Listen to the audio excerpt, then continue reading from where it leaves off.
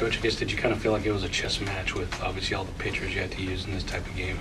Yeah, not the ideal situation. I mean, when you send, a left-hander of Mason's caliber to the mound, you really want him to go out and have a good outing. But it's one of those days where he didn't have command, and really proud of the way all those guys out of the bullpen came in and threw the baseball. And it was obviously early. We had some really good at bats early. Just didn't have a lot to show for it.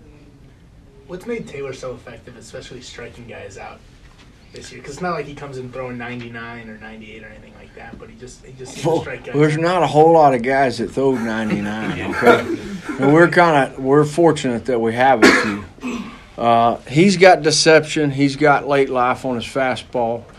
Go do your research on spin rate stuff. He's got real high spin rate on the breaking ball and the fastball, which means the fastball, in old school terms, that means it explodes late and gets on guys, and the breaking ball's got good deception.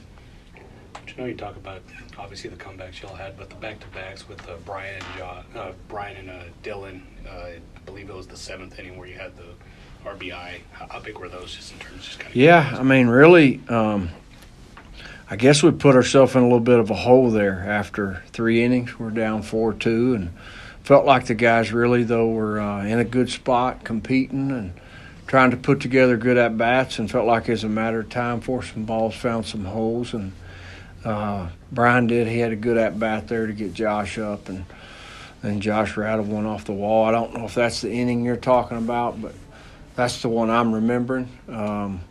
Masters had a really good at-bat, followed up a walk Cam had and put us in position to score. Heck, Masters hit a ball that's, 5 feet from going out in the first. Baker did too. Those were 2 really good at-bats at the time.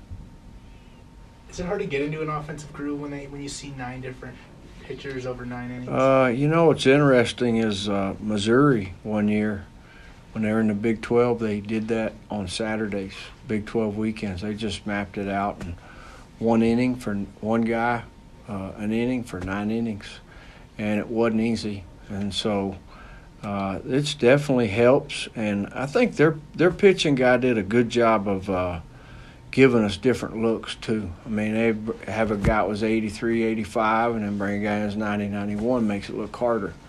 And so they did a good job mixing, matching, even there with the left-hander there in the inning where they brought him in to face Braxton, I thought. it was a good matchup for us. And but the guy just had good deception based on what you'd just seen. So was patience a big key for your lineup? It seemed like you got into a lot of three ball counts. Yeah, it's always important. There's no doubt about it. The better we separate balls and strikes, the better we are. And then that decision to go from 2 games to 1, was that obviously kind of just so you can focus on Oklahoma State big weekends? Well, actually, Coach Birmingham asked, and he wanted to just play 1 because their conference games are really important right now. And we've known each other a long time, and I really just thought it was the right thing to do since he asked. And it also puts us in a position. You can see we use 5 guys tonight, so you'd use 5 more tomorrow, I'm sure, if you played them. And it should make you, in a better spot come for the weekend. Josh, I guess with that at-bat you had where you got the RBI, I guess what were you looking for, and I guess how big of a hit was that for you? They just come out and they attack you. And in situations like that, you can't be passive. You got to attack. And I think that was the first at-bat I swung at the first 5 pitches. So for me, it was just to go up there and attack.